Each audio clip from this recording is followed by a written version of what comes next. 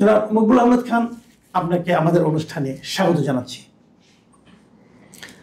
জনাব মকবুল আহমেদ খান, আপনি, আমার ধারণা আপনি এর মধ্যে ইলিয়াস সাহেবের সেই ভিডিওটা দেখেছেন, যেটাকে উনি অনুসন্ধানী রিপোর্ট হিসাবে অভিহিত করেছেন। সেটা আদৌ অনুসন্ধানী কিনা আপনি ভালো বলতে পারবেন, সেখানে আপনার কোনো গোপন কথা উঠে এসেছে কিনা এটাও আপনি ভালো বুঝবেন। কিন্তু সেখানে আমাকে জড়ানো হয়েছে এবং আমাদেরই সহযোগী আরেকজন ভদ্রলোক ডাক্তার জাহিদুর রহমান, তাকেও জড়ানো হয়েছে। তো এই জিনিসটা আমার কাছে একটু ক্লিয়ার না, এবং দর্শকদের এই ব্যাপারটা জানানোর জন্য আমি আপনাকে আজকে কষ্ট দিচ্ছি। আমি আপনার কাছে জানতে চাচ্ছি প্রথমেই যে আপনাদের এই ইউনিভার্সিটির স্বার্থ সংশ্লিষ্ট কোনো বিষয়ে কখনো কি আমি আপনার ইউনিভার্সিটিতে গিয়েছি কিছু বলতে, অথবা আপনার সঙ্গে কোনো রকম ব্ল্যাকমেইলিং অথবা টাকা পয়সা দাবি করার ঘটনা আপনার সঙ্গে আমার ঘটেছে কিনা?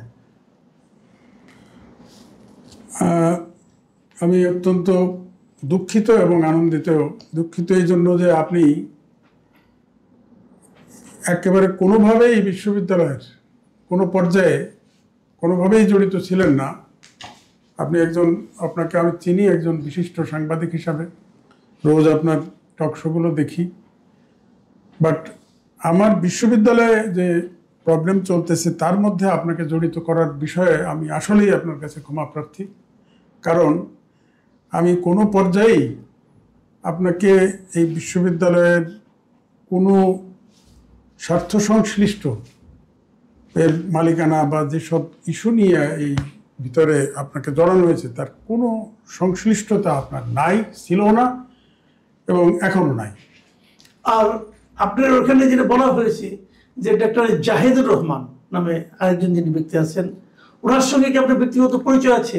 ওনার সাথে আমার ব্যক্তিগত পরিচয় এটুকুন যে উনি টক শোতে আসেন, আমি ওনার একজন ভক্ত, শ্রোতা বা দর্শক। তো উনি কি কখনো আপনার কাছে কোনো ধরনের আপনার বিশ্ববিদ্যালয়ে কোনো কাজকর্ম করে দেওয়ার জন্য, অথবা বিশ্ববিদ্যালয়কে দখল করার জন্য, অথবা কোনো একটা ভিডিও অথবা কোনো কিছু দেখিয়ে আপনাকে ব্ল্যাকমেল করার চেষ্টা করেছেন? প্রশ্নই ওঠে না, কারণ ওনাকে চিনি আমি একজন টকশোর গুণী ব্যক্তি হিসাবে। কালে ভদ্রে এইটুকুন আলাপ হয়েছে যে হয়তো কোনো বিষয়ে আমি ওনাকে জিজ্ঞেস করছি যে এটা আপনি বললেন, এটার ব্যাখ্যা কি। এর বাইরে ওনার সাথে আমার অন্য কোনো সম্পর্কও নাই। আর বিশ্ববিদ্যালয়ের কোনো ইস্যুতে কোনো দিনই উনি কোনো আগ্রহ প্রকাশ করেন নাই, বা এটার মধ্যে ওনার কোনো আগ্রহ আমি দেখিও নাই। আচ্ছা, এখানে আরেকটা কথা আমি যেটা আসলে জানতে চাচ্ছি যে এই ভিডিওতে ইলিয়াস সাহেব আরেকটা প্রসঙ্গ এনেছেন। সেই প্রসঙ্গটা হলো আপনার নাকি একটা টেলিভিশন ছিল যার নাম হলো স্বাধিকার। সেই টেলিভিশনের আমি যতটুকু জানি, সেখানে আমি 2 একবার গিয়েছি, অস্বীকার করবো না। আমি গিয়েছি এই কারণে যে ওটার দায়িত্বে ছিলেন মিস্টার মুস্তফা ফিরোজ। মুস্তফা ফিরোজ ব্যক্তিগতভাবে আমার বন্ধু, এবং ওখানে উনি প্রাথমিকভাবে কাজ চলছিল একদম শুরুর দিকে, এবং সেখানে উনি একটা টক শোর মতো করার চেষ্টা করেছিলেন, এবং সেখানে 2 একদিন আমি অতিথি হয়ে গিয়েছি। এটুকু ছাড়া আমার আর কোনো সম্পর্ক নেই। কিন্তু ইলিয়াস সাহেব তার ভিডিওতে দাবি করেছেন যে স্বাধিকার টেলিভিশনে ওটা নাকি এমডি ছিলেন মিস্টার জাহিদুর রহমান, এবং সেখানে নাকি আমিও একটা বড় পদে ছিলাম, এবং আমরা দুজন নাকি আপনাকে এটা নিয়ে ব্ল্যাকমেল করেছি, এবং ওখান থেকে নাকি প্রচুর টাকা আমরা লোপাট করেছি। আপনি কিন্তু বলবেন যে স্বাধিকার টেলিভিশনের বিষয়টা কি? আসলে স্বাধিকার টেলিভিশনটা কোনো এক সময়, বোধহয় 23 বা আরও আগে, কত সাল আমার ঠিক খেয়াল নাই, তো সেই সময়ে আমার 2-1 সাংবাদিক বন্ধু আমাকে উৎসাহিত করেন, আপনারা না। তো তখন আমি চিন্তা করি যে একটা টিভি চ্যানেল আমরা করতে পারি কিনা। তো সেই সুবাদে ওনাদের সাথে আমি যোগাযোগ করি, তার মধ্যে আপনারা কেউ ছিলেন না। যোগাযোগ করলে ওনারা আমাকে কিছু ধারণা দেন। তো আমি প্রাথমিক ধারণা পাওয়ার জন্যই আসলে কর্ম উদ্যোগগুলো গ্রহণ করি, এবং স্বাধিকার নাম দিয়ে আমরা কিছুদূর এগোই। কিন্তু কোনো এক পর্যায়ে আমি 1-2 টক শো বা একটা প্রোগ্রাম করতে গিয়ে আমি বুঝলাম যে এটা একটা ফুল টাইম অ্যাটেনশন লাগবে, এবং আমি যেহেতু বিশ্ববিদ্যালয়ে নিয়ে 16 আনা প্রি অকুপাইড, আমার পক্ষে এটা কোনোভাবেই আমার this is not my cake. যার জন্য কিছুদিন এই জিনিসটাকেই করে আমি আর ওই অগ্রসর হই নাই, এটার অনুমোদনের ব্যাপারে আর এগোই নাই আমি। আচ্ছা, আপনি তাহলে মোটামুটি ফুল টাইম ব্যবসা, মানে ফুল টাইম আপনি বিশ্ববিদ্যালয়টাই চালাতেন? এটাই আমার মেইন কাজ। বিশ্ববিদ্যালয়ে আপনি কি ছিলেন? আমি বিশ্ববিদ্যালয়ের প্রতিষ্ঠাতা, একমাত্র ফিনান্সিয়ার, এবং আমার ব্যক্তিগত জীবনে আমি একেবারেই গ্রাম থেকে উঠে আসা, আমার আব্বা একজন কৃষক ছিলেন, সেই পরিবার থেকে উঠে এসে আমি যত উপরে গেছি আমি তত ভালো করেছি রেজাল্ট, যার জন্য এক পর্যায়ে আমার মনে হয়েছে, কারণ আমি মাত্র 26 বছর বয়সে পিএইচডি করি, যেটা রাশিয়ার মস্কো ইউনিভার্সিটির জন্য এটা একটা রেকর্ড। তারপরে আমি খুব অল্প বয়সে ব্র্যাডফোর্ড ইউনিভার্সিটির অ্যাসোসিয়েট প্রফেসর হই 27 বছর বয়সে। ব্র্যাডফোর্ড ইউনিভার্সিটি কোন দেশে? ইংল্যান্ডের টপ ইউনিভার্সিটিগুলোর একটা। আচ্ছা। এরপরে আমি নিউজিল্যান্ডের ওটাগো বিশ্ববিদ্যালয়, নিউজিল্যান্ডের 1 নম্বর ইউনিভার্সিটি, ওই বিশ্ববিদ্যালয়ে দীর্ঘ 4.5 বছর চাকরি করে আমি ফুল প্রফেসর হই, এবং ওখান থেকে আমি ওয়ার্ল্ড ব্যাংকের বাংলাদেশের কান্ট্রি ডাইরেক্টরের পদে আমি ইন্টারভিউতে ফার্স্ট হই। তখন আমি দেশে আসি। মানে আপনি বাংলাদেশে ওয়ার্ল্ড ব্যাংকের কান্ট্রি ডিরেক্টর ছিলেন? 16 বছর ছিলাম, মানে একেবারে নিউজিল্যান্ড থেকে 84 সালের মাঝামাঝি আসি, আর এক নাগাড়ে 2000 সাল পর্যন্ত আমি 2000 সাল পর্যন্ত জি বাংলাদেশের কান্ট্রি ডাইরেক্টর ছিলাম ওয়ার্ল্ড ব্যাংকের। ওকে, ওয়ার্ল্ড ব্যাংকের। হ্যাঁ, তো অনেক বড় পদে ছিলেন আপনি। জি জি। তো কারণ আমি তো নিউজিল্যান্ডে ফুল প্রফেসর হলাম ওই ইয়াতে 84 সালে। জি।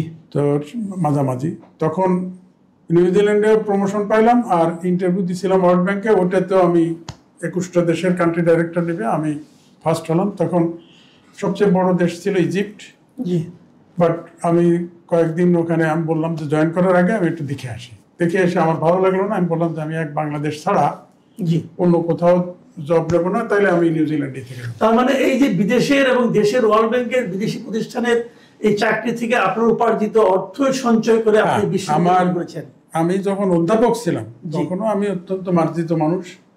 আমি ওই বিশ্ববিদ্যালয়ে একমাত্র শিক্ষক যে 3টে সাবজেক্ট পড়াতে পারতাম, কারণ আমার 2টে সাবজেক্টে master degree, economics and human resource management, আর পিএইচডি আমার প্রোডাকশন ইঞ্জিনিয়ারিং এর উপরে, টেক্সটাইলের উপরে। বাংলাদেশের এই গার্মেন্ট সেক্টর এটা আমার হাতে তোলা। তো যার জন্য আমি এই যে 3টে সাবজেক্ট পড়াই, আমাকে অত্যন্ত করতো, অ্যাপ্রিসিয়েট করতো। দ্বীপের দেশ তো নিউজিল্যান্ড, ওখানে টিচার পাওয়া যায় না। 3জন টিচারের জায়গায় 1জন টিচার রেখে কাজ চলছে। অতএব তারা আমারে দ্রুততম সময়ে 4.5 বছরের মাথায় তারা আমাকে, মানে আমি। তাহলে এখন প্রশ্ন হলো যে আপনি এত কিছু করে একটা বিশ্ববিদ্যালয় করলেন, সেই বিশ্ববিদ্যালয়ের নামে এমন একটা স্ক্যান্ডালাস রিপোর্ট অথবা মানে বয়ান মিস্টার ইলিয়াস হোসেন তৈরি করলেন কেন? আপনার বিশ্ববিদ্যালয়ে কি কোনো ঝামেলা চলছে? আমার বিশ্ববিদ্যালয়ে বেসিক্যালি কোনো ঝামেলা নাই। একাডেমিক্যালি আমরা অত্যন্ত ভালো করতেছিলাম। 2012 সালে অনুমোদন পাই। তারপরের থেকে আমার ছাত্র সংখ্যা, যেখানে অন্য বিশ্ববিদ্যালয়ে ছাত্র পায় না, আর আমাদের ছাত্র বেশি বলে ইউজিসি 2-1বার কমপ্লেনও করেছে। আর পার্মানেন্ট ক্যাম্পাস আমরা করছি ইউনিভার্সিটি অ্যাপ্রুভালের উইদিন 2 ইয়ার্স। এবং গাবতলীতে 14 তলা বিল্ডিং আমাদের। কোনো দিক দিয়ে আমি কোনো গ্যাপ রাখি নাই, কারণ আমার সারা জীবনের সম্পদ যা আমি অর্জন করছিলাম তার একটা মেজর সিংহভাগ আমি এখানেই ব্যয় করছি, কারণ আমার আর অন্য কোনো স্বপ্ন নাই। বিশ্ববিদ্যালয়টাকে একটা কোয়ালিটি এডুকেশন দেয়া এবং গ্রামের গরিব ছাত্রদের জন্য আমার বিশ্ববিদ্যালয়ের একটা বিশেষ দিক হলো টিউশন ফি অত্যন্ত কম।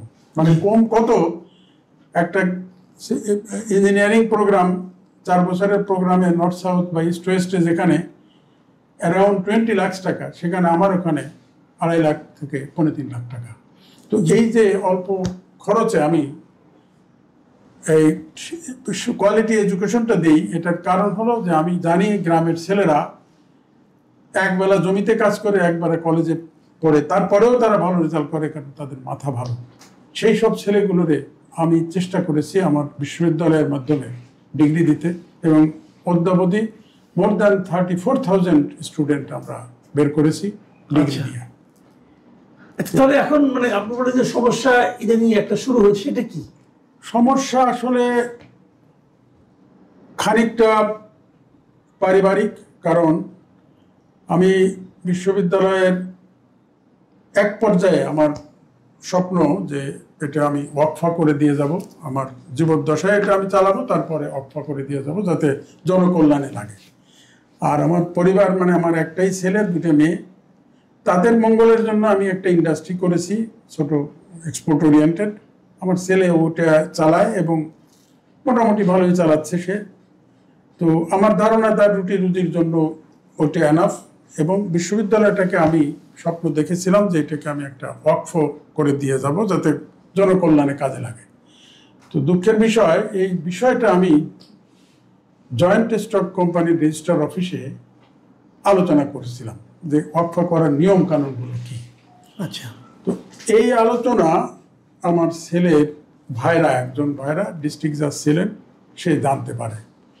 সে জানতে পেরে আমার ছেলের সাথে, হয়তো ছেলের নিয়েই করছে বা সে চক্রান্ত করে, আমরা যারা প্রতিষ্ঠাতা ছিলাম, আমি এবং আরও 2-3 জন, একজন সিনিয়র লোক ছিলেন আওয়ামী লীগের, তো এদের যাদের সহযোগিতা নিয়ে আমি কাজটা করছিলাম, তাদের সহ একেবারে 1 থেকে 3 জন সদস্যকে তারা টোটালি বাদ দিয়ে, আমাকে সহ বাদ দিয়ে, তারা ওই আমার ছেলের ভাইরা, তার আরো 2-1 জন বন্ধু বান্ধব, আত্মীয়, মাস্তান, এদের ঢুকাইয়া একটা ভেগ মানে ফরজারি করে একটা বোর্ড তারা গঠন করে তারা প্রচার করে যে এটাই বোর্ড। তো আমি প্রতিষ্ঠা করলাম, আমি এটাকে আমার জমি আমার নামে, রাজুকে বিল্ডিং অনুমোদন করলাম আমার নামে, অথচ সেই বিশ্ববিদ্যালয়ে আমি কেউ নাই। এটা কিভাবে সম্ভব? এটাই তো, এটা কিভাবে সম্ভব? তার জন্য আমি এটা জানতে পারার পরে একদিকে আমি কোর্টে কেস করি, এটাও হাইকোর্টে এখন বিচারাধীন, সুপ্রিম কোর্টের। আর বিষয়টা আমি ইউজিসি এবং অন্যান্য প্রতিষ্ঠানকেও জানাই, তারাও বিস্মিত হয়ে গেছে যে জয়েন্ট স্টক এটা কিভাবে করবে। তো এই ইনভেস্টিগেশনের আওতায় আছে এটা, আশা করি তারা আমার পক্ষে রায় দেবে, কারণ এত বড় একটা ফরজারি তো হতে পারে না। আপনি এটা আদালতে যে মামলা করেছেন, সেই মামলায় এখন এটা কোন পর্যায়ে আছে? এটা ডিস্ট্রিক্ট থেকে এটা উঠে হাইকোর্ট, এবং হাইকোর্টের একেবারে স্পেশাল সুপ্রিম কোর্ট পর্যন্ত গিয়ে একটা হাইকোর্টকে তারা সুপ্রিম কোর্ট দিয়ে দিছে যে তোমরা ডিটেল উভয় পক্ষকে করে স্টাডি করে ডিটেল রায় দিয়ে দাও। আচ্ছা, এখন তাহলে ওটার এখন ওই যে ট্রাস্টি বোর্ড, তার মানে আপনার মূল যে বক্তব্যটা যে আপনার পুত্র, একমাত্র পুত্র, আপনার একটাই পুত্র তো? একটাই ছিল। আচ্ছা, একমাত্র পুত্র আপনাকে বেসিক্যালি ট্রাস্টি বোর্ড থেকে বের করে দিয়েছেন। হ্যাঁ। এখন আপনি ট্রাস্টি বোর্ডে ওনাদের যে নিয়ম কানুন, ওই নিয়মে নাই। আমি নাই। এবং আপনার বক্তব্যে পুরো জিনিসটা যারা জালিয়াতি করে করেছে। হ্যাঁ, জালিয়াতি। এবং সেই জিনিসটা মামলা হতে হতে হাইকোর্টে গিয়েছে, হাইকোর্টের রায় বুঝে আপনার পক্ষে গিয়েছে। হ্যাঁ। তারপরে সেটা সুপ্রিম কোর্টে এখন অ্যাপিলেট ডিভিশনে আছে। তো এই পর্যায়ে তারা যখন দেখছে যে কোনো রকম সুযোগ সুবিধা নাই, তখন কি এমন হতে পারে যে তারাই আপনার বিরুদ্ধে এরকম একটা অপপ্রচার অথবা স্ক্যান্ডাল তৈরি করে আপনাকে সোসাইটি মানে সামাজিক ভাবে এক ধরনের ডিফেম করার চেষ্টা করছে? শিওর, কারণ তারা আমি শোনা কথা, আমি সত্য কিনা জানি না, বাট তারা এর পিছনে একটা বড় ধরনের অঙ্ক, 1 কোটি 1.5 কোটি টাকা খরচ করেছে। করে ইলিয়াস এই নাম আমি জীবনে প্রথম ওই ইয়ার থেকে শুনলাম, মানে ওই প্রচারণা থেকে,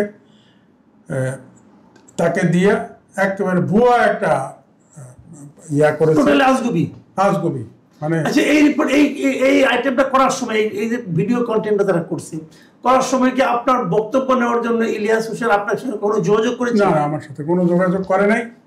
বাট আমার অফিসে গোয়েন্দা লাগিয়েছিল, সেটা বুঝি কিছু কিছু জিনিস তারা, আমি হয়তো স্ক্রিপ্টিং করি, লিখি, কথাবার্তা বলি ছাত্রদের সাথে, এর কিছু কিছু জিনিস তারা কায়দা করে রেকর্ড করেছে, আমি তা বুঝলাম আর কি।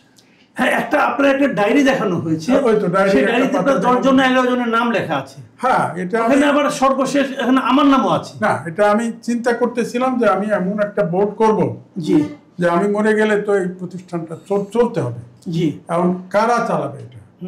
তার জন্য আমি ডক্টর কায়কোবাদ, তারপরে ডক্টর জাহিদ, এরকম কিছু লোকজন যারা তাদেরকে আমার মনে হয়েছে যে এরা একটু ত্যাগী প্রকৃতি, তাদের কথা আমি চিন্তা করতেছিলাম। সেভাবে কি আপনি আমার নাম ঢুকিয়েছিলেন? সেভাবে আপনার নাম, কিন্তু আমি তো আপনার সঙ্গে এটা কোনো আলাপ করিনি। আলাপ আপনার সাথেও আমিও করি নাই, জাহিদ সাহেবের সাথেও করি নাই। এটা আপনার নিজের মনের থেকে আসছে, নিজের ব্রেনে। আমি আমার একটা বদভ্যাস আছে, জি, সব সময় লেখালেখি করি। আচ্ছা আচ্ছা। তো এই বিষয়টা যখন আমার মাথায় আসছে তখন আমি লেখালেখি করতেছিলাম। তো কেউ একজন এটাকে হয় কাগজটাই নিয়ে গেছে অথবা এটাকে ফটো ছবি করছে আর কি। আচ্ছা, কারণ আমার অফিসে তো লোকজন আসে, ছাত্ররা আসে, টিচাররা আসে, আমি এইসব ব্যাপারে খুব লিবারাল। সারা জীবনে তো শিক্ষক। জি, যদিও আমি 68 থেকে 72 4 ব্যাচের কম্বাইন্ড বিসিএস এ ফার্স্ট হয়েছিলাম। আপনি বিসিএস এ ফার্স্ট হয়েছিলেন? ফার্স্ট হয়েছিলাম, 18 দিন চাকরিও করছি। তারপরে ওই আমার ওই ডাবল মাস্টার্স যে হিউম্যান রিসোর্স ম্যানেজমেন্ট বিআইএম থেকে, ওদের 18 বছরের রেকর্ড ভেঙে ফার্স্ট হয়। তখন ওরা ওই জায়গায় ডিজি বললো যে তোমার আমি পিএইচডি করতে পাঠাচ্ছি, তুমি ওই করার দরকার নাই, বিসিএস এ দেওয়া দরকার নাই। আচ্ছা। ওনার আবার 2 ভাই তখন সেক্রেটারি, একজন বাংলাদেশ ব্যাংকের গভর্নর নুরুল ইসলাম, আর একজন ফাইন্যান্স সেক্রেটারি মতিউল ইসলাম। আচ্ছা, আরেকটা কথা আমি একটু বলি এখানে, যে আপনার ওই ইলিয়াসের এই আলোচনায় ডক্টর ফারজানা আলম নামে একজনের কথা এসেছে। জি, তো উনি তো আপনার এখানে কি টিচার নাকি ট্রাস্ট? ফারজানা আলম একজন গুণী শিক্ষক। উনি আমার গ্রিন ইউনিভার্সিটির আমলে, জি, তখন ইউরোপিয়ান আমি অনুমোদন পাইনি। জি, 10 সাল বা 11 সালে যখন আমি শ্যামলীতে গ্রিন ইউনিভার্সিটি চালাচ্ছিলাম বা আর একটু আগে, তখন উনি একবার 2বার এসেছেন লেকচার দিতে। তারপরে যখন আমি ইউরোপিয়ানের শুরু করলাম 10 সালে, তখন আমার মনে হলো যে উনি যেহেতু ভালো বলেন টলেন, ওনারে আমরা কিছু ক্লাস দিই। তখন তো ইউনিভার্সিটির সব অর্গানাইজড হয়ে পারে নাই, 12তে অনুমোদন পাই। 10 সালে আমরা কাজ শুরু করি। তখন থেকে উনি 1-2-5টা লেকচার দিতেন এবং ভালো করতেন। এরপরে যখন আমরা অনুমোদন পাই তখন ওনাকে আমরা ফুল টাইম করে নিই। আচ্ছা। তো ওনার আসলে আমাদের সাথে যোগাযোগটা ওইভাবে যে ওনার পারফরমেন্স মেড হার পপুলার, এবং ওনার ডিপার্টমেন্টে খুব পপুলার বলেই আমি পরে ওনারই অ্যাপয়েন্টমেন্ট দিছি যখন ইউনিভার্সিটি সব ফর্মালাইজড হয়েছে। ওনার ডিগ্রিটার চেয়ে আমরা আসলে, আমি ব্যক্তিগতভাবে শিক্ষক মানুষ হিসাবে সারা জীবনই শিক্ষকতা করছি, ওয়ার্ল্ড ব্যাংকেও শিক্ষকতা করলাম। আমি মনে করি যে একজনের মানে ক্লাসরুম পারফরমেন্স, অ্যাকসেপ্টেন্স না, তবুও তো আপনার ইলিয়াস সাহেব যে ওনাকে দেখেছেন কি রয়্যাল ইউনিভার্সিটিতে, ওনার কি ডিগ্রি ফেক ডিগ্রি? রয়্যাল না, ওনার মনে হয় ইস্ট ওয়েস্ট থেকে করেছেন আমার জানা মতে।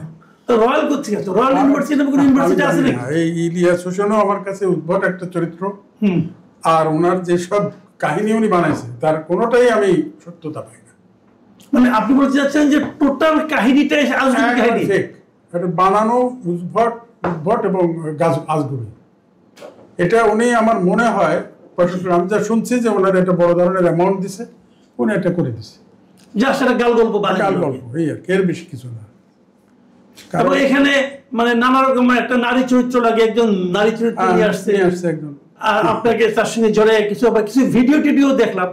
তো ওইগুলো নিয়ে আমি আর কিছু বলতে চাই না, ওটা আমার ব্যাপার না। এগুলো ফেক। অনেক সময় হয় কি, ধরেন একজন শিক্ষকতা করতে গেলে জি অনেক ছাত্র যারা অনিয়মে আশ্রয় নেয় তাদের বিরুদ্ধে তো আপনার অ্যাকশন নিতে হয়। জি, আর আমি তো পরীক্ষা না দিয়ে কারো ভালো রেজাল্ট করা বা রেজাল্ট দেওয়া এগুলো আমি বিশ্বাস করি না। আমি খুব ডিসিপ্লিনড এইসব ব্যাপারে। জি, সে যে দলই পাওয়ারে থাকুক কারোরই আমি ছাড় দিইনি। এই কঠোরতার জন্য কোনো সময় ছাত্ররা যে আমার বিরুদ্ধে যায় নাই তা না। জি, কিছু ছাত্র যারা অনিয়মের আশ্রয়ে বড় হতে চায়, প্রাইভেট ইউনিভার্সিটি বলতেই যারা বোঝে যে এখানে আবার নিয়ম কি, এটা তো প্রাইভেট, তো তাদের জন্য আমি একটা আতঙ্ক ছিলাম। কারণ আমি আবারও বলতেছি, ব্যক্তিগত জীবনে আমি যেহেতু একজন মুক্তিযুদ্ধের কমান্ডার ছিলাম মুজিব বাহিনীর, এবং গোপালগঞ্জ স্বাধীন করছি আমি আমার নেতৃত্বে, যার জন্য মাথা রেতা নত করা, কোনো জায়গায় যাইয়া মাস্তানদের সেলুট করা, এগুলো আমি করি নাই, আর যে কদিন বেঁচে আছে করবো না। আচ্ছা, এখন আপনি আমাকে একটা কথা বলেন, সেটা হলো যে আপনি আচ্ছা আরেকটা কথা বলেন এই ফাঁকে, ফারজানা আলম কি শিক্ষকতার বাইরে আপনাদের বিশ্ববিদ্যালয়ে অন্য কোনো দায়িত্বে ছিলেন? হয় কি উনি শিক্ষকতা এবং আমাদের বোর্ডে ওনাকে আমরা নিয়ে নেই, কারণ ট্রাস্টি বোর্ডে ফ্যাকাল্টির রিপ্রেজেন্টেটিভ লাগে। আচ্ছা, সেই হিসাবে উনি ডিন ছিলেন বিজনেসের, জি, ওনাকে একজন ফ্যাকাল্টি মানে ট্রাস্টি বোর্ডে নেওয়া হয়। ওকে ওকে, আমি বুঝতে পারছি। এখন কোশ্চেনটা হলো, তাহলে ফারজানা আলম কি এখন ইউনিভার্সিটি থেকে বাইরে চলে আসছেন? উনি কি আছেন ওখানে? না, আমি চলে আসার পরে ওই ছাত্রদের সাথে একটু ঝামেলা হওয়া এবং আরো কিছু ব্যাপার নিয়ে পরিবারের হওয়াতে আমি কয়েকদিন অ্যাবসেন্ট ছিলাম। এই ফাঁকে আমার ছেলে বিশ্ববিদ্যালয়ে যাচ্ছে, তা আমি ভাবলাম যে যাক, যদি কিছুটা বুঝতে পারে বুঝুক। বাট তারপরেই আমি, টু মাই গ্রেটেস্ট সারপ্রাইজ, তার কিছুদিন পরে দেখি যে আমাকে ওই জয়েন্ট স্টক যে ডিল করতো, আমার যে ডিলিং অফিসার, সে আমার দেখালো যে স্যার, এই 10 সালে ইউনিভার্সিটি করছেন, ওই জয়েন্ট স্টকে রেজিস্টার্ড হয়েছে ইউরোপিয়ান ইউনিভার্সিটি নামটা, এরপরে প্রত্যেক বছর ওই রিনিউ করি আমরা, লাইসেন্স রিনিউ করতে হয়।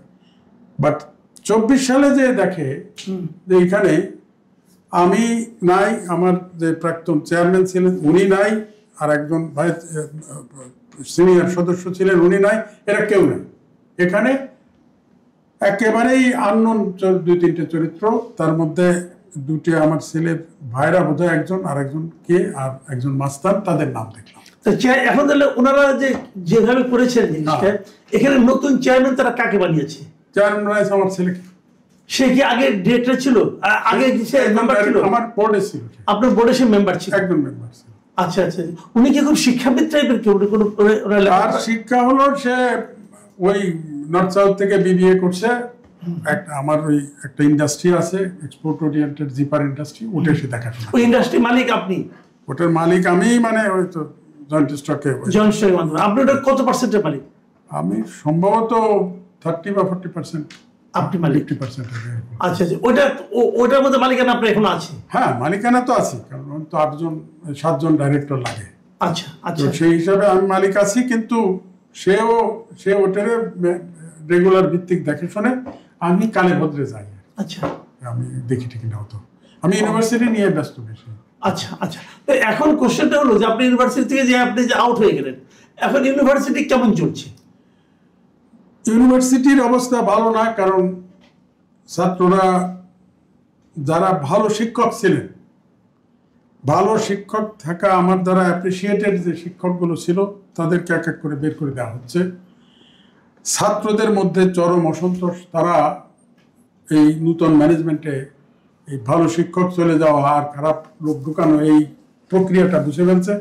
তারাও অসন্তোষ, তারা প্রায় আসে আমার কাছে, ভালো চলছে না এই আর কি। আপনার সময় যিনি ভিসি ছিলেন, উনি কি এখনো ভিসি? না, উনি রিটায়ার করে গেছেন, আর যাকে নেওয়া হয়েছে তারও কোনো অনুমোদন নাই। কারণ ওই একজন ভিসি নিতে হলে ট্রাস্টি বোর্ডের বৈধ চেয়ারম্যান এবং বাকি সদস্যদের মেজরিটির অনুমোদন লাগে। আচ্ছা, তারপরে এটার নাম প্রপোজাল পাঠাতে হয় 3 জনের। আচ্ছা, একজনকে প্রেসিডেন্টের অনুমোদন পর্যন্ত, প্রেসিডেন্ট পর্যন্ত যায়। আচ্ছা, তো ওই রকম অনুমোদিত কোনো ভিসি ওরা এখনো নেয় নাই, বা ওই বোর্ডই তো নাই, বোর্ডই তো বিতর্কিত হয়ে গেছে। তাহলে এই বিশ্ববিদ্যালয়টা কি এখন তার অস্তিত্ব হুমকির মুখে?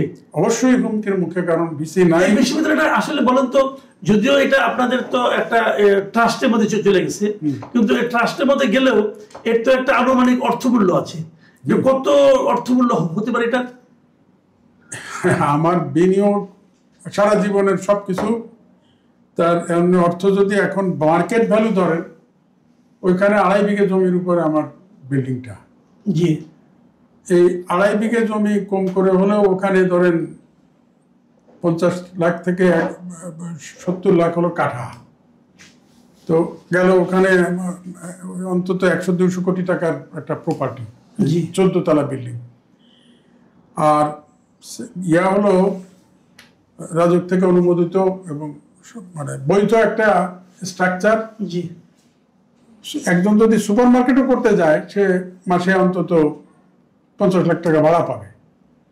বাট আমার বিশ্ববিদ্যালয় এই যে 10-12 হাজার ছাত্র পড়াশোনা করতেছে, তাদের থেকে আমি একেবারে নমিনাল একটা ফি নেই, যাতে বিশ্ববিদ্যালয়টা অধিকাংশ সময় মার্জিনালি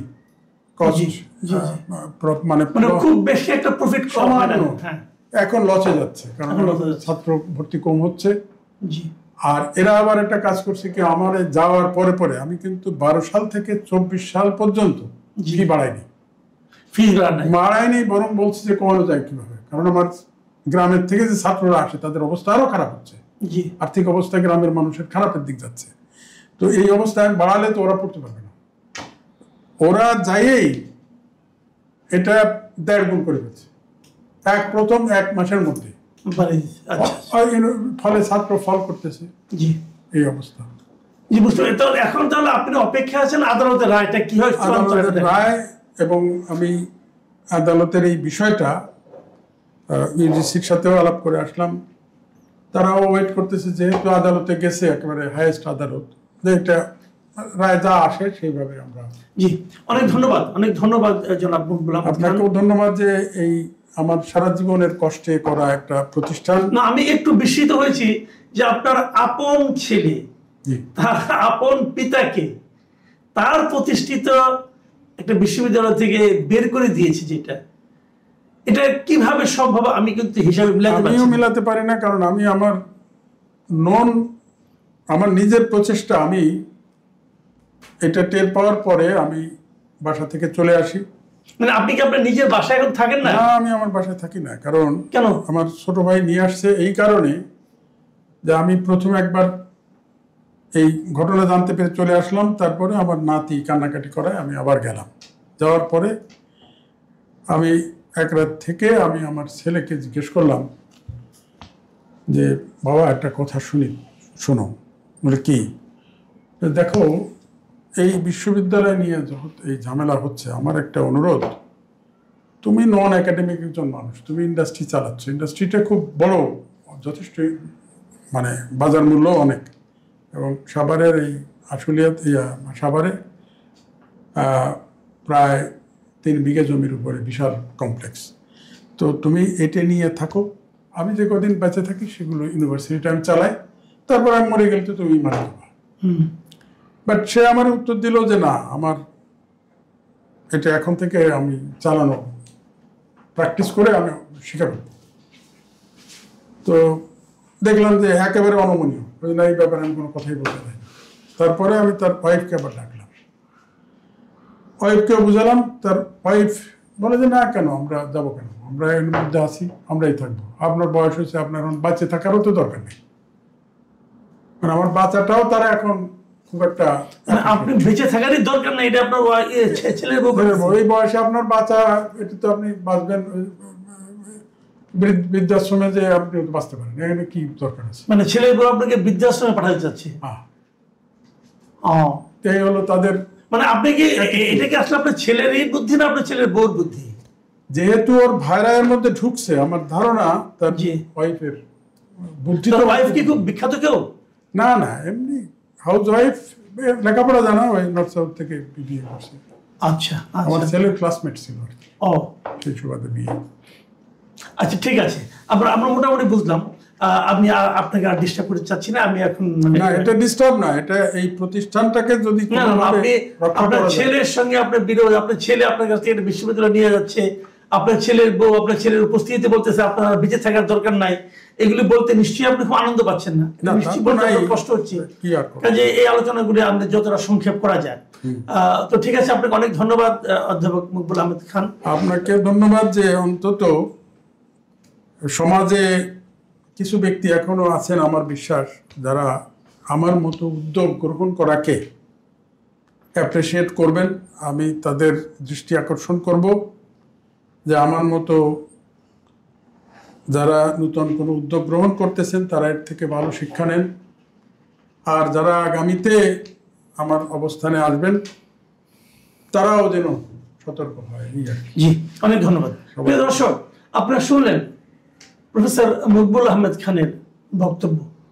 আমি জানি এই বক্তব্যগুলো শুনে আপনাদের ভালো লাগেনি, কিন্তু এরকম একটা বাস্তবতায় উনি পড়েছেন। উনি ওনার সারা জীবনের সঞ্চয় দিয়ে একটা বিশ্ববিদ্যালয় গড়ে তুলেছেন, যে বিশ্ববিদ্যালয় থেকে এখন উনি নিজেই বহিষ্কৃত বলা যায়, এবং সেই বহিষ্কৃত হয়েছেন উনি তার নিজের একমাত্র পুত্র সন্তানের দ্বারা। ওনার পুত্র সন্তান ওনাকে বের করে দিয়েছে, বের করে দিয়ে উনি ওনার শ্বশুর বাড়ির লোকজন তাদেরকে সেই ট্রাস্টি বোর্ডের মেম্বার করেছে, পিতাকে বের করে দিয়ে। এ ধরনের ঘটনা আমরা প্রায় আগে বাংলা সিনেমায় দেখতাম, এখন দেখছি যে না, বাস্তবেও কিছু কিছু দেখা যাচ্ছে। আরেকটা বিষয় আপনারা খেয়াল করবেন, সেটা হলো যে এই বিশ্ববিদ্যালয়টাকে করায়ত্ত করার জন্য ওনারা মরিয়া হয়ে সরল পথ, সোজা পথ, বাঁকা পথ সব পথে যাচ্ছেন।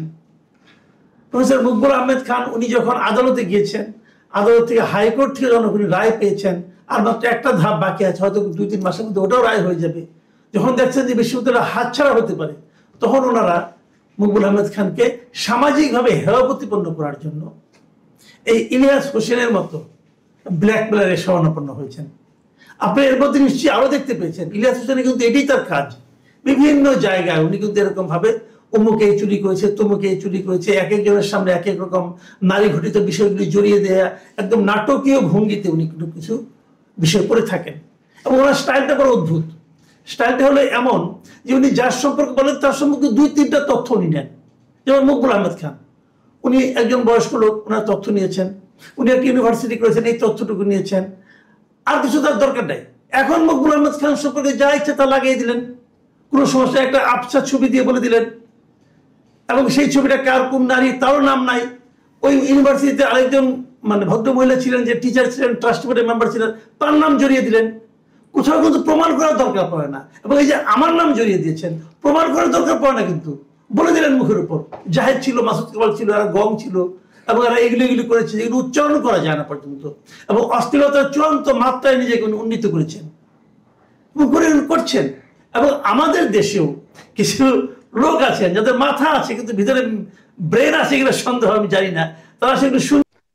গতকালকে সরকারের সঙ্গে, প্রধান উপদেষ্টার সঙ্গে বিএনপির যে বৈঠকটা হলো, সেই বৈঠকের পর রাজনীতিতে যেন এক ধরনের টানাপোড়েন আমরা লক্ষ্য করছি। সেটা হলো নির্বাচনের ডেট নিয়ে। বিএনপি বলছে যে নির্বাচনের ডেট ডিসেম্বরে হওয়া উচিত, তারা একটা রোড ম্যাপ চায়। এগুলো আপনি শুনেছেন, নতুন করে বলার কিছু নেই। তো এগুলোকে কেন্দ্র করে আপনি কি মনে করেন যে এতদিন যে এই অন্তর্বর্তীকালীন সরকার সকল রাজনৈতিক দলগুলোর কাছ থেকে এক ধরনের সমর্থন পেয়ে এসেছিল, সেই ধারায় কি কিছুটা ব্যত্যয় ঘটতে যাচ্ছে আগামীতে? আমি খুব দেখি না এই জায়গায়, কারণ তারা বলেছে যে জুনের মধ্যে আমরা করে ফেলবো, জুনের পেছনে যাবে না।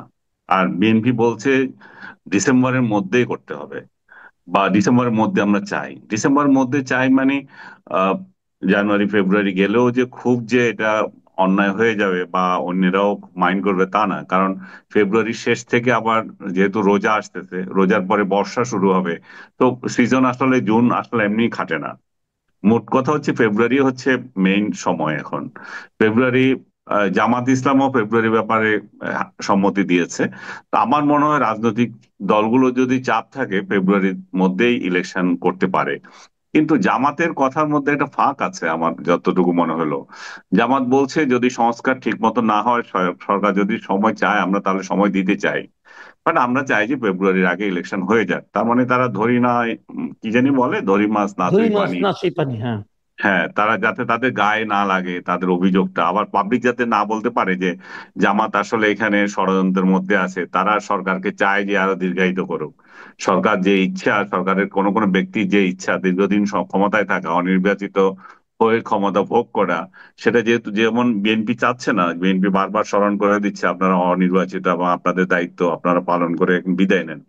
তো সেই জায়গায় জামাত কিন্তু সরকারের সাথে সুর মিলিয়ে আছে। জামাত চাচ্ছে না যে ইলেকশন হয়ে যাক, তাদের যে খুব একটা লাভ তা না। তারা জানে যে ইলেকশন হলে হয়তো তারা সরকার তো গঠন করতে পারবে না, কারণ তাদের যে ভোট ব্যাংক সেটাতে বলে না যে আনইউজুয়াল কিছু না ঘটলে তারা সরকারে যেতে পারবে।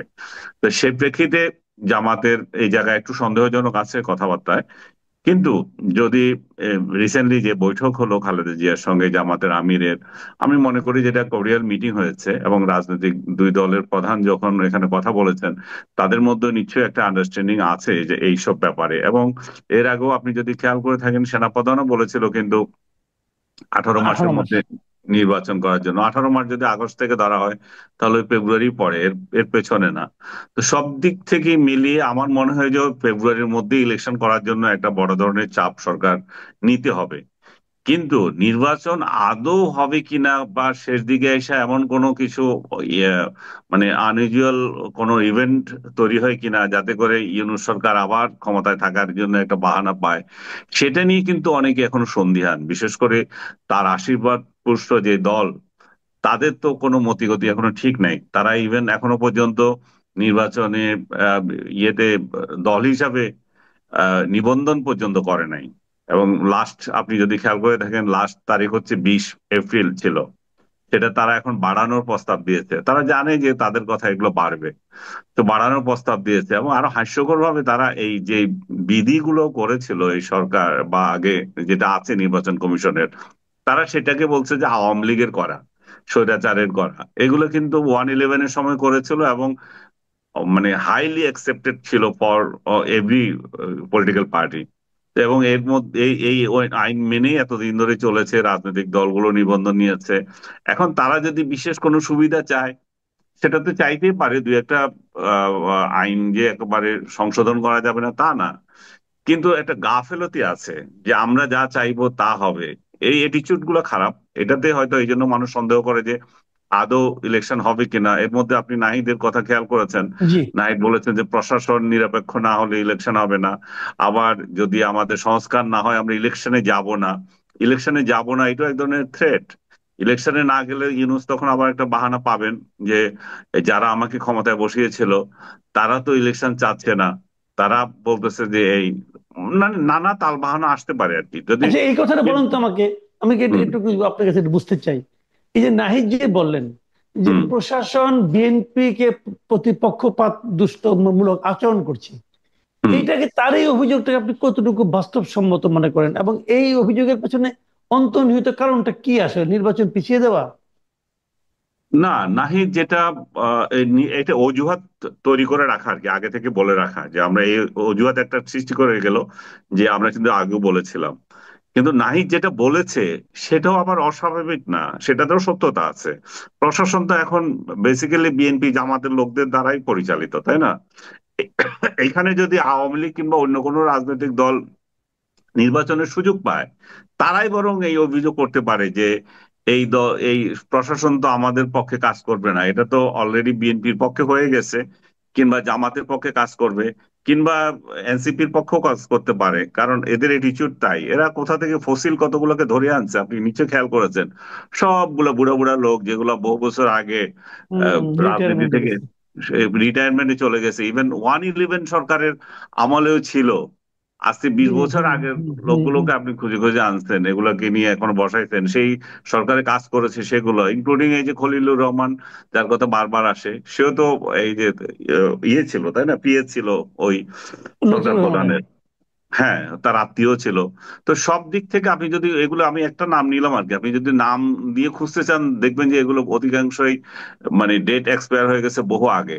তো এদের দ্বারা, এবং এদেরকে তো নাহিদরা বা বিএনপি এরাই তো আওয়ামী লীগকে ঝাঁটাই বিদায় করা, আওয়ামী লীগের গন্ধ পেলে লোকগুলোকে বের করে দাও, এগুলো করেছে তাই না?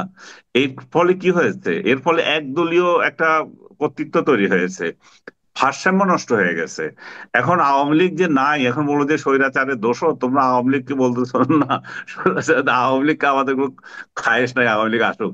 কিন্তু আওয়ামী লীগ না থাকলে কি হয় সেটা তো দেখতে পাচ্ছি। তো একদল লুটপাট করতেছে, এই লুটপাট আরেক দল এখানে প্রোটেকশন দেওয়ার জন্য আর কেউ নাই।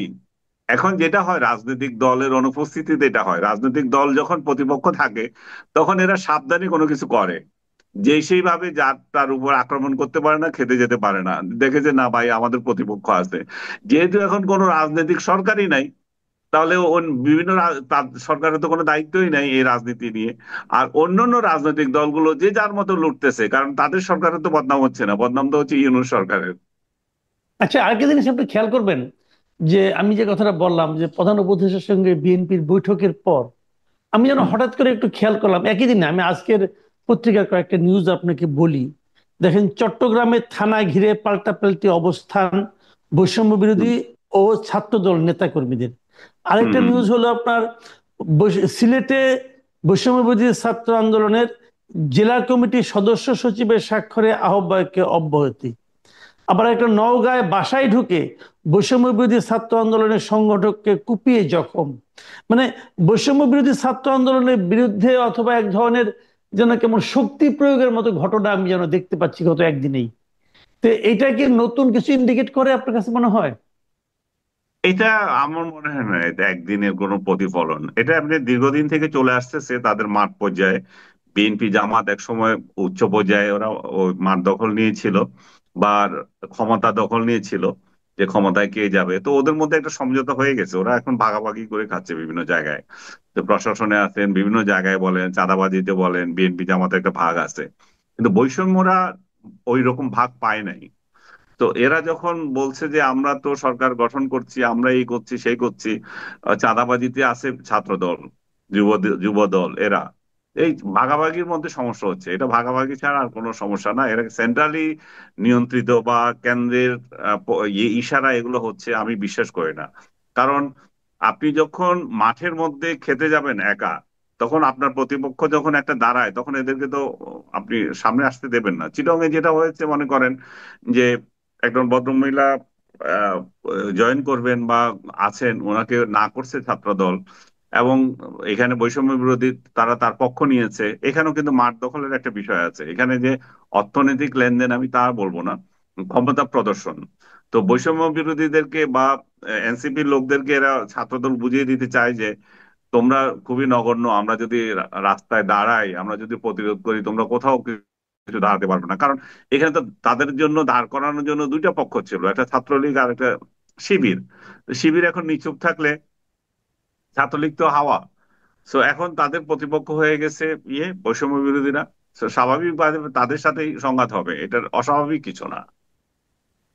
আচ্ছা, এইটা যে এই যে আপনি কথাটা বললেন না, ওই যে আপনার একজন শিক্ষককে আসতে না বলা, হুম। এই শিক্ষককে আসতে না বলার যে একটা সংস্কৃতি আমরা সম্প্রতি দেখলাম কয়েকদিন আগে, দেশের 135টা কলেজের নতুন অধ্যক্ষ নিয়োগ দিয়েছে শিক্ষা মন্ত্রণালয়। হুম। এবং এইগুলো অনেকগুলির ক্ষেত্রে আমি খবর পাচ্ছি যে এই যে যেগুলোতে নিয়োগ দেওয়া হয়েছে, ওখানে আগে যিনি ছিলেন অথবা আগে যিনি ভারপ্রাপ্ত ছিলেন, তিনি আবার ওখানকে কিছু স্টুডেন্টদেরকে হাত করে তাদের মাধ্যমে নতুন অধ্যক্ষকে ঢুকতে দিচ্ছেন না। এই এই ধরনের একটা কালচার কিন্তু আমি অনেক জায়গায় দেখতে, আমি অনেক জায়গায় খবরও পেয়েছি। আমি আজকেও একটা খবর পেলাম যে কিশোরগঞ্জের বাজিতপুর কলেজের নতুন একজন অধ্যক্ষ জয়েন করতে গেছেন গাজীপুর থেকে, সে ঢুকতেই পারছে না। তাকে ওখানে স্টুডেন্টরা তার বিরুদ্ধে বলছে আপনি ঢুকলে আপনাকে মারা হবে, হ্যান হবে, আমি ত্যান হবে। বলেছি কেন? এটা হ্যাঁ, এটাই এইটা হচ্ছে কেন? এই এটা প্রবণতাটা কেন হচ্ছে? এটা হচ্ছে টিচারদের খেল। যে টিচার ওইখানে আছে সে হাত করছে, সে জানে যে এখানে প্রতিপক্ষ শক্তভাবে কে আছে আমার জন্য, সে শক্তভাবে ছাত্রদলকে পাচ্ছে, শিবিরকে পাচ্ছে, তো তাদেরকে হাত করছে। আর যদি আপনি যদি বলেন যে এই কালচার কারা তৈরি করেছে, এই কালচার আবার তৈরি করেছে এরা বৈষম্য বিরোধীরাই। আপনি দেখেন 5 আগস্টের পরে এরা কিভাবে শিক্ষকদেরকে অপমান করেছে বিভিন্ন প্রতিষ্ঠানে, একটার পর একটা কান ধরিয়েছে, রিজাইন করিয়েছে। এখন এরা আবার ত্রাতা সাজতে আসছে, যেহেতু নতুন কাউকে যাদেরকে দিয়েছে তারা তাদের পক্ষে কেউ আছে, এবং তাদের রাইট। পক্ষে আছে বলে তাদেরকে বসাতে যাচ্ছে। এখন পুরনো লোকদের সাথে এখন সংঘাত তৈরি হয়েছে। এগুলা জাস্ট লেনদেনের ব্যাপার। ওরা ওই যে লোকগুলো এখন আছে, তারা মানে তাদের প্রতিপক্ষকে ঘায়েল করার জন্য টাকা দিচ্ছে। এই টাকা দেওয়াতে এগুলো এদের জন্য কাজ করতেছে। এখানে কোনো আদর্শ নাই, এখানে কোনো শিক্ষকদের প্রতি তাদের যে মায়া মমতা আছে তা না। এরা শিক্ষকদের মানে ডক্টর ইউনূসের আমলে শিক্ষকদের মর্যাদা একেবারে মাটিতে মিশিয়ে গেছে। এখানে আর কোন শিক্ষক কাউকে আপনার লেসন দেওয়ার রাখে না, চাকরি রক্ষা করার হচ্ছে যে তাদের বড় কাজ। একটা টিচার কাউকে বকা দেবে পড়াশোনার জন্য বা অন্য কাজের জন্য, ওই ওই জিনিস ওই সংস্কৃতি ধ্বংস হয়ে গেছে বাংলাদেশে। এটা আর কয় বছর আসবে আমি জানি না, শিক্ষার এই পরিবেশ। আচ্ছা, আরেকটা যে কথা বলে আমি শেষ করব, আপনি নিশ্চয়ই খেয়াল করেছেন গত কিছুদিন ধরে এক ধরনের সোশ্যাল মিডিয়া এবং বিভিন্ন জায়গায় এক ধরনের প্রচারণা চলছে যে হুম। দেশ খুব ভালো চলছে, পলিটিক্যাল গভর্নমেন্ট আসলে আবার লুটপাট শুরু হবে, ইউনূস হুম। সরকার ভালো চালাচ্ছেন, তাকে 5 বছর রাখা হোক, কেউ বলছেন 10 বছর রাখা হোক। এই যে জিনিসটা একটা, এই যে একটা আপনার আপনার মানে আমরা প্রচারণা দেখছি, আসলে এই প্রচারণা, এই যে ইউনূসকে 5 বছর রাখার যে তত্ত্বটা, এটার আসলে শুরুটা কোথা থেকে হয়েছিল আপনি কি এটা খেয়াল করেছেন? অথবা এটা এখন কিভাবে, এটা কি আসলেও আদৌ সম্ভব, এবং এভাবে রাখাটা কি ঠিক হবে কিনা গণতন্ত্রের জন্য? অথবা গণতন্ত্র এবং সংস্কার দুইটা কি মানে পরস্পরের পরিপূরক, নাকি একটা থাকলে আরেকটা না থাকলেও চলে? না, এটা তো রাখা মোটেও উচিত হবে না, এবং আমি মনে করি যে এটা ইউনুসের লোকেরাই প্রচার করছে। আপনি যদি দেখেন ফেক অ্যাকাউন্ট থেকে একটা 100 200 একই স্ট্যাটাস, একই রকম স্ট্যাটাস, আপনি নিশ্চয় একটা খেয়াল করেছেন 9 তারিখ 10 তারিখের পরে এপ্রিলের এই দেশে কি জানি হয়ে যাবে একটা স্ট্যাটাস দিয়েছিল, কয়েকশো কয়েক হাজার গেছে। তো কই 9 তারিখ 10 তারিখের পরে এই দেশে আর কি বন্যা হয়ে গেছে ইয়ের কি বলে বিনিয়োগের। এই স্ট্যাটাস গুলো খুলে যদি দেখেন আপনি, এগুলো সব সাজানো এবং তৈরি করা, এবং একই স্ট্যাটাস কপি করে করে দিচ্ছে। এগুলো ইউনুস বাহিনী, এদের বট যেগুলো বলে, এরা এগুলো করতেছে যে ডক্টর ইউনূসকে আকাশে তোলার জন্য। আমি জানি না উনি ব্যক্তিগতভাবে চান কিনা আরো 5 বছর থাকবেন, ওনার কোনো ব্যক্তিগত খায়েশ আছে কিনা, কিন্তু তার চারপাশের কিছু লোকের অবশ্যই আছে, তারা এগুলো করাচ্ছে। আমি একটা জিনিস আপনাকে বারবার মানে বলতে চাচ্ছিলাম যে ইলেকশনের যখন কথায় উঠছে, তখন আমি মনে করি যে এই যে জাতীয় নির্বাচনের আগে সবচেয়ে বড় বেশি দরকার এখন হচ্ছে আমাদের স্থানীয় সরকার নির্বাচন। স্থানীয় সরকার নির্বাচন আপনি জানেন যে সবগুলো বাতিল করে দিয়েছে, শুধুমাত্র চেয়ারম্যান গুলো আছে ইউপিতে আছে, গ্রামের হ্যাঁ। ইউনিয়ন পরিষদের, এবং জি জি তার জি। মধ্যেও 2/3 কাজ করতে পারছে না, কারণ এগুলো আওয়ামী লীগের বড় ইয়ে ছিল, মানে রাজনৈতিক কালার ছিল। কালার থাকাও স্বাভাবিক, কারণ রাজনৈতিক ভাবে এরা নির্বাচিত হয়েছে, এরা তো দলীয় মার্কা দিয়ে নির্বাচিত হয়েছে। তো ওরা এখন আর রাস্তায় নাই, ওরা সব পালিয়ে আছে, আর যারা আছে তারা ঠিকমতো কাজ করতে পারছে না। আমি মনে করি যে জাতীয় নির্বাচনের আগে সব স্তরের স্থানীয় সরকার নির্বাচনগুলো করে দেওয়া উচিত, এবং উইদাউট দলীয় মার্কা। দলীয় জি। মার্কা ছাড়া এখানে যদি ইলেকশন হয়, সঠিক লোকগুলো, সমাজের কিছু গণ্যমান্য লোক এখানে ইলেকশন করার সুযোগ পাবে। এবং বর্তমান তত্ত্বাবধায়ক সরকারের যে সংস্কার কমিশন করেছে, তারা একটা স্টুপিডের মতো একটা কাজ করেছে। তারা বলছে যে এটা ওই আইয়ুব খান স্টাইলে ভোট হবে, মেম্বার চেয়ারম্যানেরা আগে নির্বাচিত হবে এবং তারা তাদের একজন চেয়ারম্যান নির্বাচিত করবে। তার মানে টাকা দিয়ে এখানে চেয়ারম্যান নির্বাচন করার, চেয়ারম্যান বানানোর একটা মানে ফর্মুলা রয়ে গেছে, দুর্নীতির একটা সুযোগ রয়ে গেছে। আমরা মনে করি যে সেটার কোনো অবস্থাতে এটা বাংলাদেশের মানুষ এটা এই এই ফর্মুলা যাতে গ্রহণ না করে, এবং সরাসরি ভোটে তাদের স্থানীয় সরকারটা তারা প্রতিষ্ঠা করে। এটা যদি না হয় তাহলে বিশৃঙ্খলা আরো বেশি হবে, এবং সমাজের কোনো মানে শৃঙ্খলা আর থাকবে না। উন্নয়ন কাজগুলো সরকার যেটা চায় সেটা করতে পারবে না। আজকে ধরুন বড় ধরনের কোনো দুর্যোগ হলো, সরকারের ত্রাণ পৌঁছানোর জন্য তো লোক থাকবে না। আপনার প্রশাসন যদি হয়, প্রশাসন আপনি জেলা পর্যায়ে থাকতে পারে প্রশাসক, বা উপজেলা পর্যায়ে থাকতে, ইউনিয়ন পর্যায়ে আপনি কতজন প্রশাসক বসাবেন? কোথায় পাবেন এই প্রশাসক? তো আমি মনে করি যে দলীয় এটা কেবল মার্কা ছাড়া। দুর্যোগ নয়, কিন্তু আপনি একটা জিনিস জানবেন, আমি বলি আপনাকে, পৌরসভার চেয়ারম্যানদের হাতে, হুম। কমিশনারদের জন্য প্রায় 21টা কাজ থাকে যেটা নাকি পাবলিক রিলেটেড। মনে করেন সার্টিফিকেট, জন্মগত নিবন্ধন, অমুক তমুক অনেক কিছু থাকে। অনেক কাজ আমি এখন জানি। সব তো কোলাপস করছে। আমি জানি এটা, আমাদের অভিজ্ঞতা আছে এটা, কারণ আমার পারিবারিক ভাবে আমরা দেখেছি এগুলা। আমার লোকজন ছিল, আমার আত্মীয় স্বজন, ঘরের মানুষ সবাই ছিল এগুলো এইসব ইলেকশনে। তো আমি মনে করি যে স্থানীয় সরকার নির্বাচন একটা খুবই গুরুত্বপূর্ণ, সরকারের উচিত এটা করা। দ্বিতীয়ত, স্থানীয় সরকার নির্বাচন আরেকটা পরীক্ষা হবে ডক্টর ইউনূস সাহেব যে নির্বাচন কমিশন সাজিয়েছেন, তারা রাইট। কতটুকু তারা কতটুকু এফিশিয়েন্ট, তারা কতটুকু নিরাপদ একটা নির্বাচন দিতে পারবে, নির্দলীয় নির্বাচন দিতে পারবেন, তারা কতটুকু ভাবে এই নির্বাচন সুষ্ঠুভাবে সম্পাদনা করতে পারবেন, তারও একটা বড় পরীক্ষা হবে। ইউনূস সরকার শুধুমাত্র আসলেন, আইসা আরেক সরকারকে ক্ষমতা দিয়ে গেলেন, তা কেন হবে? তারা এখানে সমস্ত স্তরে মানুষগুলোকে যদি নির্বাচিত করে দিয়ে যান, তারপর জনগণ তাদের যাদেরকে ক্ষমতা আনবে তারা তারা নির্বাচিত হয়ে বসুক। কিন্তু এখানে তারা একটা বসবেন একটা এবং তাদের সমস্যা। দলীয় চামচাদেরকে নির্বাচন করে দিবেন সমস্ত এই ইয়েতে, প্রতিষ্ঠানগুলোতে, সেটা মানুষ পছন্দ করবে না। কিন্তু পলিটিক্যাল পার্টিগুলো তো স্থানীয় সরকার নির্বাচন আগে চাচ্ছে না। যেমন বিএনপি তো স্টেট বলছে তারা আগে জাতীয় সংসদ চায়, তারপরে স্থানীয় সরকার চায়। এটা কেন তারা এই আমি জন্য নিজেও বলে, বুঝি না। তারা যখন বলেছে সেটা আমারও তখন সমর্থন আছে, কারণ তারা এই এই জন্য বলেছে আপনার কোনো রোড ম্যাপ নাই। ডক্টর ইউনূস বলে দিক আমি এই স্থানীয় সরকার নির্বাচনগুলো এত এত তারিখের মধ্যে সম্পন্ন করব, এত তারিখের মধ্যে আমি ইয়ে করবো, জাতীয় জাতীয় সংসদ নির্বাচন করবো। করব। আমার হুম, মনে হুম, হয় হুম। তখন তারা আর বিরোধিতা করবে না। তারা যখন দেখবে যে স্থানীয় এক অদ্ভুত জাদুকরী মায়ামন্ত্রে এই বাংলাদেশ চলছে। এটি রাষ্ট্র পরিচালনা করার জন্য যে রিদম দরকার, রাষ্ট্রশক্তির যে মজবুত ভিত্তি দরকার, জনগণের যে উঁচু কণ্ঠস্বর দরকার, গণতন্ত্রের যে একটা বাতাস, যে বাতাসের প্রবাহ দরকার, ন্যায় বিচার, সুশাসন, জবাবদিহিতা এবং স্বচ্ছতার যে একটা প্রবাহমান ঝর্ণাধারা দরকার, যে ঝর্ণাধারার কারণে পাহাড় থেকে যেভাবে ঝর্ণাধারা নেমে আসে এবং তার দুকুলের সব কিছু প্লাবিত করে একটা ছন্দ তৈরি করে মানুষের তৃষ্ণা নিবারণ করে, মানুষের চোখের যে ক্লান্তি দূর করে এবং জমিনের যত ময়লা আবর্জনা তা নিয়ে যায়। একইভাবে যখন কোনো একটা সমাজে সুশাসন থাকে, ন্যায় বিচার থাকে, আইনের শাসন থাকে, স্বচ্ছতা থাকে, জবাবদিহিতা থাকে, তখন আমাদের এই সমাজের যে সকল পাপ এবং পঙ্কিলতা, যে সকল অপরাধ, যে সকল অনিয়ম, দুর্বৃত্তপনা, সব কিছু ধুয়ে মুছে সাফ হয়ে যায়। আর যদি এগুলো না থাকে তাহলে আপনি একটা ময়লার ভাগাড় কিংবা একটা বদ্ধ পুকুর, সেখানে ক্রমাগতভাবে যদি বিষ ঢালতে থাকেন, পুজ রক্ত ঢালতে থাকেন, ওটা যেভাবে মানে আশেপাশের সকল এলাকাকে যেভাবে বিস্ময় করে তোলে, ঠিক একই অবস্থা যে সমাজে ন্যায় বিচার, স্বচ্ছতা, জবাবদিহিতা, গণতন্ত্রের সুবাতাস এবং প্রবাহ না থাকে, সেই সমাজের ছোট ছোট পাপ পুঞ্জীভূত হয়ে যায়, একত্র হয়ে সেটা একটা বিশাল হিমালয়ের আকার ধারণ করে।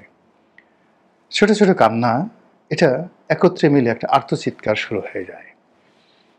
এরকম অনেক কিছু। তো আমাদের এই বাংলাদেশে দীর্ঘদিন ধরে আমাদের দুর্ভাগ্য, আমরা চোরের খনি পেয়েছি, আমরা টাউটের খনি পেয়েছি, সুদখোরের খনি পেয়েছি, আমরা শেয়ার মার্কেট যারা লুট করে তাদেরকে পেয়েছি, ধর্ম ব্যবসায়ীদেরকে পেয়েছি, ভণ্ড প্রতারকদেরকে পেয়েছি, মোনাফেকদেরকে পেয়েছি, জাহেল, জুলুমবাজ, চাঁদাবাজ তাদেরকে পেয়েছি।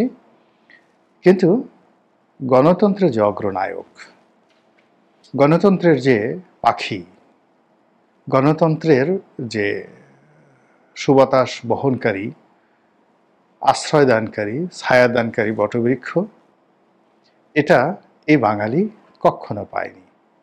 প্রকৃতি আমাদেরকে বারবার সুযোগ দেয়, আর আমরা নিজেদের অপারগতা দিয়ে, নিজেদের দুর্বৃত্তপনা দিয়ে, নিজেদের কুচক্রী মন এবং মানসিকতা দিয়ে আল্লাহর দেয়া সেই নিয়ামতগুলোকে নষ্ট করে ফেলি। ফলে এই চলমান সময় 2025 সনের নভেম্বর মাস আপনাদের কেমন যাচ্ছে? যদি রাজধানীর কথা চিন্তা করেন, এই নভেম্বর মাসের আমি 11 তারিখে এই ভিডিও করছি। 11 তারিখের যে সারাদিনের খবর, আকাশে বাতাসে যে গুজব, সবগুলো মিলিয়ে মনে হচ্ছে যে অনেকগুলো গজব, খোদাই গজব এই জমিনের উপর আপতিত হয়েছে। আপনি চিন্তা করুন যে মানুষ যখন নানা রকম অবাস্তব, কাল্পনিক ভয় দ্বারা, আতঙ্ক দ্বারা সে ছুটতে থাকে, তার পেটে ক্ষুধা নাই কিন্তু সে প্রচণ্ড খেতে চায়, তার তৃষ্ণা নেই কিন্তু সে পানি, মানে চারিদিকে পানির মধ্যে সে হাবুডুবু খেতে চায়। ঠিক ওটা যে ধরনের একটা অস্বাভাবিকতা বিরাজ করে একটা মানুষের শরীরে, এখন আমাদের রাষ্ট্রের শরীরে ঠিক তেমন অনেকগুলো অস্বাভাবিক বিষয় আমরা লক্ষ্য করছি। যেমন কয়েকদিন আগে ধরা পড়লো, কয়েকজনকে ধরা হলো, তাদের বিরুদ্ধে অভিযোগ তারা 1 লক্ষ বেলুন উড়িয়ে সেই প্রধান উপদেষ্টার যে বাসভবন, সরকারি বাসভবন যমুনা, সেখানে নাকি কি করবে। আচ্ছা বলেন তো, 1 লক্ষ বেলুন, মানে আপনি যদি গ্যাস ভরে ভরে বেলুন, মানে যাকে বলা হয় ভরতে চান, আপনার কতগুলো সিলিন্ডার লাগবে, তারপর কতজন লোক লাগবে এবং কতদিন সময় লাগবে। আর এই কাজগুলো বসে বসে যমুনা, মানে মিন্টু রোড, বেইলি রোড, তারপরে রমনা পার্কের ওই অংশ, ইন্টারকন্টিনেন্টাল হোটেল, ইন্টারকন্টিনেন্টাল ওই অংশ, ওখানে বসে মানে আপনি যদি মানুষকে এক বস্তা গাঁজা খাওয়ান, গাঁজার সেই সাম্রাজ্যে যদি তাকে মানে যাকে ডুবিয়ে রাখেন, তারপর যদি তাকে বলেন যে ইউ ডু ইট, এরকম একটা নিরাপত্তা বলয় যেখানে মিলিটারি আছে, পুলিশ আছে এবং রাষ্ট্রের প্রাণকেন্দ্র, সিভিল অ্যাডমিনিস্ট্রেশনের প্রাণকেন্দ্র মন্ত্রীপাড়া, তো সেখানে এই কাজগুলো করার জন্য কোনো বদ্ধ উন্মাদ অথবা কোনো মাতালকে আপনি পাবেন কিনা। কিন্তু এই নাটকগুলো, এই গল্পগুলো এখন সামনে চলে আসছে। ইট মিন যারা গল্প তৈরি করছেন আর যাদেরকে মনে করা হচ্ছে এই গল্প তারা বিশ্বাস করবে, এই দুয়ের মধ্যে গল্পকার এবং যারা শ্রোতা কিংবা যারা পাঠক, তাদের মন, মস্তিষ্ক, চিন্তা চেতনা কোন পর্যায়ে নেমে এসেছে। এরপর আরেকটি জিনিস, সেটি হলো লকডাউন। আওয়ামী লীগ ঢাকা শহরকে লকডাউনের অধীন একটা দিন 13 তারিখে লকডাউন ঘোষণা করেছে। এই যে লকডাউন, এই লকডাউন শব্দটি আমরা প্রথম জানতে পেলাম করোনার সময়টিতে। লকডাউনে কি করা হয়? বলা হয় আপনি ঘরে থাকেন, জরুরি প্রয়োজন ছাড়া ঘর থেকে বেরোবেন না, তারপর মেলামেশা করবেন না, মানে আপনাকে ঘরে রাখার জন্য। লকডাউন মিনস ঘরে রাখার জন্য একটা সরকারি বা রাষ্ট্রীয় নির্দেশনা। তো এই সরকারি বা রাষ্ট্রীয় নির্দেশনা কে দিল? আওয়ামী লীগ দিল। এবং আমাদের দেশে এখন করোনা নেই, অন্য কোনো কিছু নেই, কিন্তু এই ধরনের যে একটা লকডাউন, সেই লকডাউন কি করে মানে রাজনৈতিক পরিকল্পনার মধ্যে এলো, এটা মাত্র এক অদ্ভুতই বাংলাদেশে সম্ভব, অন্য কোনো দেশে এরকম সম্ভব নয়। আর আওয়ামী লীগ যে লকডাউন ডেকেছে, অর্থাৎ লোকজনকে বলেছে আপনারা ঘরে থাকবেন, এই দিন ঘর থেকে বেরোবেন না, কোনো কাজকর্মে যাবেন না, জরুরি কোনো কাজকর্ম থাকলে বড় জোর আপনি ঘরে বসে করবেন। তারপর মানে করোনার সময় লকডাউনের যে শর্ত ছিল, আপনি খুব জরুরি না হলে ঘর থেকে বেরোবেন না, এই সাধারণ একটা আহ্বান তারা জানিয়েছে। এখন তারা সেটা পারে কি পারে না বা করে কি করে না, এটা পরের ব্যাপার, কিন্তু এটাকে জনগণ কিভাবে এটার মেসেজ পেল? তারা লকডাউনটাকে শাটডাউন হিসেবে গ্রহণ করেছে। আওয়ামী লীগের দেখলাম বেশিরভাগ নেতাকর্মী মনে করছে যে এই দিন আমাদেরকে দলে বলে ঘর থেকে বেরোতে হবে, মিছিল করতে হবে, মিটিং করতে হবে, লকডাউন সাকসেস করার জন্য বাসে আগুন দিতে হবে, ওটা ইত্যাদি সব কিছু। তো বোঝার চেষ্টা করেন আওয়ামী লীগ বলল কি আর তার নেতাকর্মীরা বুঝল কি। দ্বিতীয়ত, সরকার কি করছে?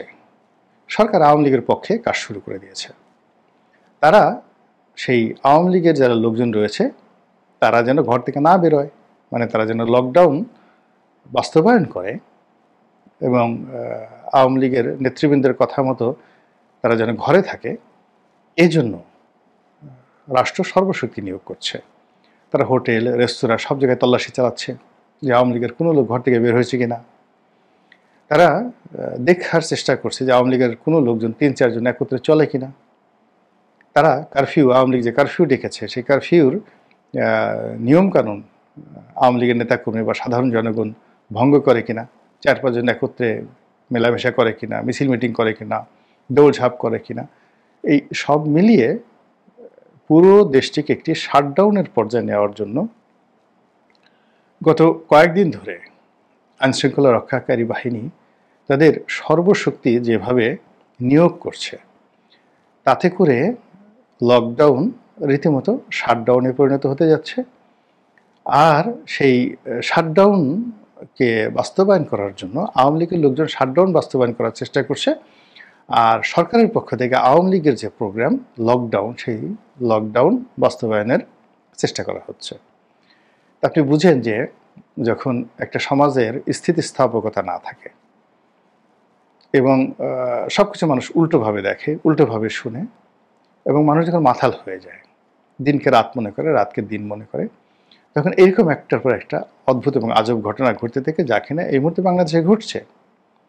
এই মুহূর্তে বাংলাদেশের সবচেয়ে সুখী মানুষ কাদের থাকার কথা ছিল? শেখ হাসিনা বিরোধী যারা গত 15 বছর ধরে যারা শেখ হাসিনার বিরুদ্ধে লড়াই করেছেন, আন্দোলন করেছেন, সংগ্রাম করেছেন, আপনি গিয়ে দেখেন যে তাদের সবার মধ্যে ভয়, আতঙ্ক, দ্বিধা, সংকট সব কিছু। বিএনপি, জামাত, মানে এদের কারো মনে শান্তি নেই। এনসিপি, কারো মনে শান্তি নেই। চোখে মুখে ক্লান্তির ছাপ, চোখ দুটো কোটরাগত হয়ে গেছে, গলা শুকিয়ে গেছে। আর তাদের ভাবভঙ্গি দেখলে মনে হয় যেন তারা রাগ হওয়ার জন্য প্রাণান্ত চেষ্টা করছে, সুযোগ পেলেই তারা রাগ হয়ে যাবে। তো এটা তো একটা অস্বাভাবিক। এখন তারা হাসবে, খেলবে, সামনে ইলেকশন হবে, কে সরকারে যাবে, কে বিরোধী দলে যাবে, মানে এখানে দুটোর ব্যাপার। এমপি তো কনফার্ম হবে, এক পক্ষ এমপি হবে আর এক পক্ষ পরাজিত হবে, এক পক্ষ সরকার গঠন করবে আর এক পক্ষ বিরোধী দল হবে। আর আওয়ামী লীগ তো নেই মাঠে। তো সেখানে আওয়ামী বিরোধী যারা লোকজন আছে তাদের মধ্যে এই আতঙ্ক কেন আসবে? অন্যদিকে এই মুহূর্তে যারা ক্ষমতায় আছেন, ডক্টর মোহাম্মদ ইউনূস থেকে শুরু করে অন্য যারা আছেন, তারা তো মানে এখন তাদের অবস্থা হওয়া উচিত happiest man in the world, পৃথিবীর সবচেয়ে মানে সুখীতম মানুষ।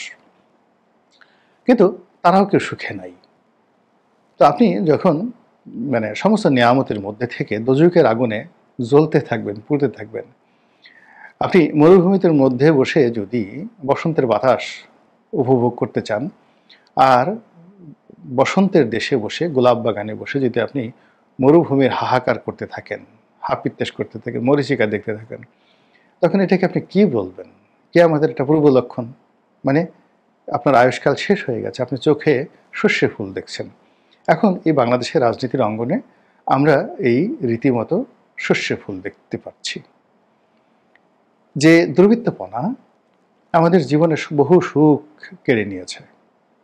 হরতাল, অবরোধ, অগ্নিকাণ্ড, খুন, জখম ইত্যাদি, চাঁদাবাজি থেকে শুরু করে আরও যা কিছু আছে, এগুলোর বিরুদ্ধে আমরা লড়াই করেছি, সংগ্রাম করেছি, পারিনি, দোয়া করেছি। তারপর আসমানি সাহায্য এসে গেছে এবং আমাদের দোয়া কবুল হয়েছে। কিন্তু এই গত 14টি মাসে কি হলো? চাঁদাবাজি তো কমছে না, প্রতারণা কমছে না, ঘুষ কমছে না, দুর্নীতি কমছে না, টাকা পাচার কমছে না, ব্যাংক লুট কমছে না, শেয়ার মার্কেট লুট তো দূরের কথা, এখন শেয়ার মার্কেট লুণ্ঠন করার মতো কোনো শেয়ারই নেই। কোনো মানে ওই বাজার মনে হয় যেন মরে গেছে, কবরের মতো একটা অবস্থা। খা খা করছে বাজার, যেখানে কোনো কাস্টমার নেই শেয়ার ক্রয় বিক্রয়ের জন্য। আর এই শেখ হাসিনার পতনের পর পরপর 2 থেকে 3টি ওয়েব তৈরি করে এই শেয়ার মার্কেট থেকে যে পরিমাণ অর্থ লোপাট করা হয়েছে, যা অতীতে যাদেরকে আমরা শেয়ার মার্কেট লুণ্ঠনকারী মনে করতাম, এই গত 14 মাসে শেয়ার মার্কেট যারা লুট করেছে তাদের কৌশলের কাছে অতীতের চোর ডাকাতরা রীতিমতো শিশু। তাহলে কি হলো? যেই লাউ সেই কদু বললে তো হবে না। এখানে আগে যদি বেগুন থাকতো এখন লাউ হয়ে গেছে, আগে যদি লাউ থাকতো এখন সেটা মহা লাউ হয়ে গেছে। আগের চেয়ে সবকিছু এলোমেলো হয়ে গেছে। চাঁদাবাজি কমেনি, দুর্বৃত্তপনা কমেনি, প্রকাশ্যেও দিবালোকে খুন খারাপি কমেনি, রাহাজানি কমেনি। আর সাম্প্রতিক সময়টাতে এই যে লকডাউন এবং শাটডাউন, এটার ব্যাকরণগত যে আন্ডারস্ট্যান্ডিং, এটা না থাকার কারণে যে অস্থিরতা দেখা দিয়েছে, এবং এটা বাস্তবায়ন করার জন্য পুলিশ যে তৎপরতা দেখাচ্ছে, আর এটাকে সফল করার জন্য যে বা যারা, এখন এটা আত্মঘাতী হতে পারে, আওয়ামী লীগের লোক করতে পারে, আওয়ামী লীগের প্রতিপক্ষরা করতে পারে, আওয়ামী লীগকে ব্ল্যাকলিস্টেড করার জন্য, হোয়াট এভার মেবি, কিন্তু বাসে তো আগুন লাগছে, এবং যেন তেন না যাত্রাইভাবে বাসে আগুন লাগছে, চালক পুড়ে মরছে, বিশ্ববিদ্যালয়ের সেই বাসে আগুন লাগছে। তো এই নির্মম ঘটনার জন্য তো আমরা আসলে কেউ লড়াই এবং সংগ্রাম করিনি। তাহলে যখন মানুষই দেখবেন যে প্রথম দফা ভূমিকম্প হয়ে গেল কিন্তু আমরা শিক্ষা পেলাম না, দ্বিতীয় দফাতে যখন আমাদের শিক্ষা দেওয়ার জন্য ভূমিকম্প হয় বা হবে, সেটা আমাদের কাউকে আর স্বাভাবিক অবস্থায় রাখবে না। দেশের এই যে দুরবস্থা, মহান আল্লাহ রাব্বুল আলামিন এই দুরবস্থা থেকে আমাদেরকে রক্ষা করুন এবং আমাদেরকে একজন ভালো নেতা দান করুন, সত্যিকার অর্থে দেশপ্রেমিক, যোগ্য, যার নেতৃত্বে আমরা মানে কাঙ্ক্ষিত মাকামে সেখানে পৌঁছতে পারব। আসসালামু আলাইকুম রহমতুল্লাহি ওয়া বারাকাতুহু।